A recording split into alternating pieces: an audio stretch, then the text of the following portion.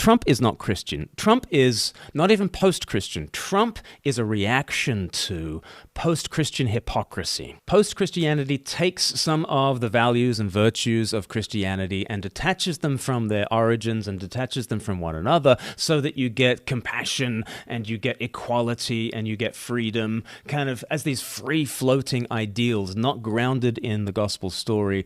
But now, in the words of G.K. Chesterton, the virtues are running amok in the world, and there has been a lot of virtue signaling that is post-Christian in style, and a lot of America have voted against that, and some have called that kind of progressive liberationism wokeism.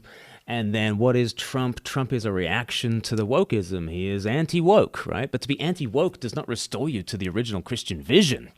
Trump is not Christian, he's not post-Christian, he's kind of post-Christian. But in order to get rid of all virtue signaling, he's kind of getting rid of all virtue as well.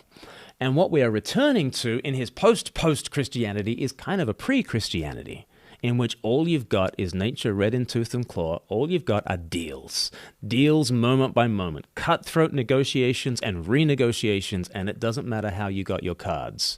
Whether you acquire them legitimately or not, if Putin's got some cards, we need to respect him. And what matters is not virtue but power.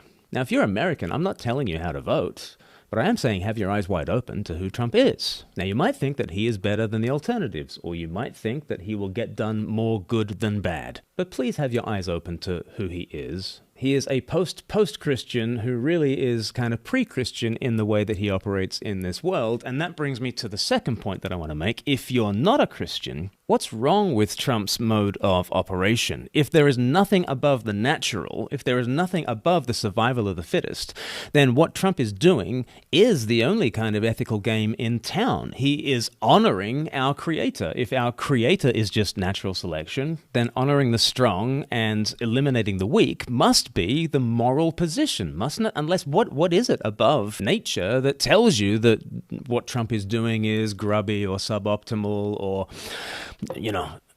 immoral or amoral?